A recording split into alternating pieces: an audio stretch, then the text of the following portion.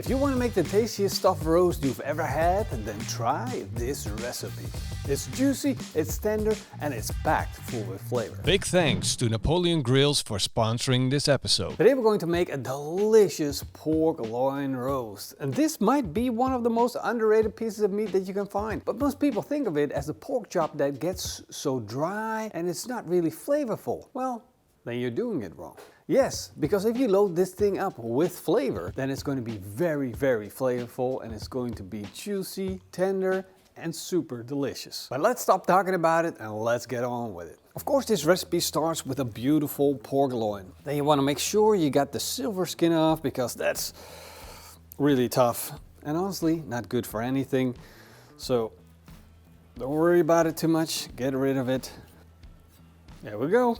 Then it's time you start opening up the pork loin, which means I'm going to take a reasonably sharp knife and I'm just going to start wiggling that knife, making a nice thin incision.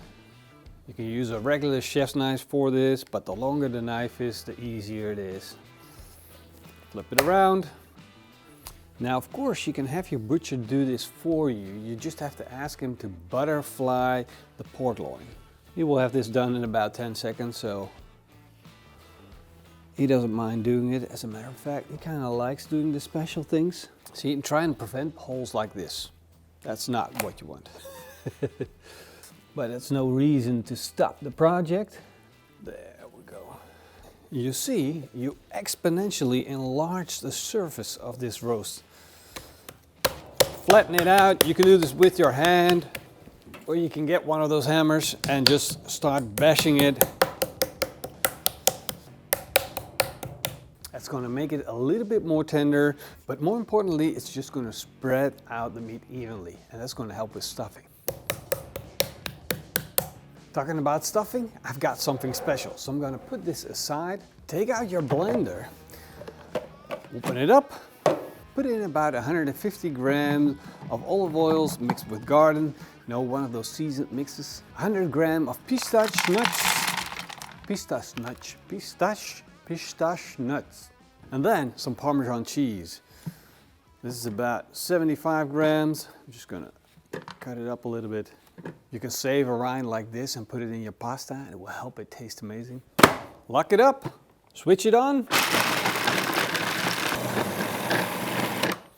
And in literally 30 seconds, you should have something that looks like this. And now that can go onto this. This is a really easy thing to do. It really adds flavor to your dish. It adds texture to your dish. And all those little baby steps that you're putting in, all the effort, are going to make this roast taste better and better. Then I'm going to take a charcuterie board and I'm going to layer on some cheese. And from left to right, this is the center, so we can just start here. Now, and all of these ingredients, of course, have a lot of fat. And once we start cooking those fats, they render down and they will make the roast taste juicy and tender. Oh, it's going to be so good. A little bit of mortadella. And mortadella, in my eyes, is really super underrated. I recommend smoking a mortadella. It will really blow your mind. Such a warm, interesting notion to have, like a warm mortadella. Butcher's twine on standby. Start from the inner part, working your way through. Oh, look at that. It's already starting to look better. Now, for presentation purposes, that butcher twine is going to be the easy version so that you can do it too. Just go 3 times underneath, up, and then in the other direction, make another knot. And this won't go anywhere. The first one will secure it, and the second one will make sure that it will never get undone again. Repeat that process until you got the whole thing twined up. Once you're done, it should look something like this. Absolutely beautiful. Now that looks like a party to me. Now you can do 2 things. You can just season it with a little bit of salt, or you can go all in and put on some real good seasoning. I'll be using the PITMASTERX pork seasoning. And as you can clearly see, this is a PITMASTERX recipe. It's not authentic nothing. It is just a recipe that I like to make a lot. And the pork seasoning has a little bit of nutmeg. That's the secret. Don't tell anyone. But the recipe's on PITMASTERX.com. So if you want to make this seasoning yourself, you can do it. A little bit. I like a little bit more. Oh, look at it. It looks so good. And now, yes, now it's time to fire up the barbecue.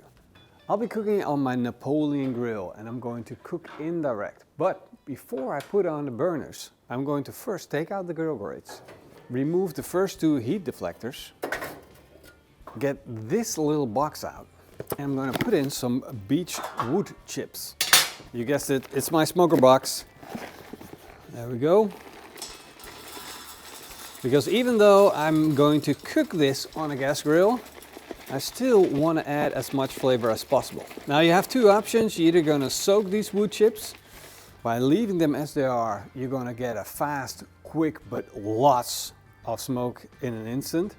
If you make them wet, they're going to smoke for a longer period of time, but they're going to give off less smoke. So basically we're going to get the same volume, and I'm just going to look at how much smoke did I get on my pork roast. If I like it, I won't fill it up again. If I like to have more smoke, I'm just gonna refill the smoker box. This goes on, slide the grill grate back, switch on the burners, and now I'm gonna place my pork roast on the opposite side of the gas burners. The heat and the smoke will go up in this direction, will smoke the whole roast. And all I need to do is keep my eye on it and of course close the lid so it does what it actually needs to do. It took about 3 minutes while I was cleaning up, and you see we got smoke, and this is exactly what I'm looking for. Plenty of smoke. Now if you're thinking, wow, I got a little bit of flames on the smoker box, that's a little bit too much for me, just switch off the fire underneath the smoker box and it will just continue to keep smoking. You still have one burner on. The temperatures will still go up, and I'll be cooking this roast at a temperature of around 140 degrees Celsius. It's on the hot side of a low and slow, but it's also going to give me that nice, dried, crusty exterior. I've got about 10 more minutes to go on the cook. Now, I can leave it as is because it looks beautiful, as you can see, or I can whip up a little bit of sauce and brush on the outside to get that nice shine on. And that's why I've got this jar of honey. I got my pan. Let's close this up. And that's why I'm going to take a couple of tablespoons of honey. There we go. And honey is going to give me that beautiful shine. And then I'm going to add to that a little bit of Frank's Red Hot sauce. About a tablespoon worth. I'm going to mix that up, warm that up, let that honey melt a little bit. It's a bit cold outside, so forgive my honey. Now I'm going to put that on the sizzle zone so it can warm up. Turn it on. The one thing that you never want to do is put a cold sauce on a roast. So warming it up is important. You want to get it at least up to the temperature that the roast is on, because otherwise you're going to offset the cooking thing.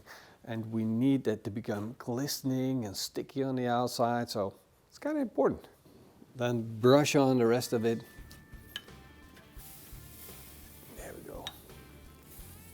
We don't need a real thick layer on it. We just want a little bit of that glistening, that shine. Look at that. That looks good. And now it's time to take it off. There we go. Look at that cheese. And if you could just smell this. Without further ado, let's go.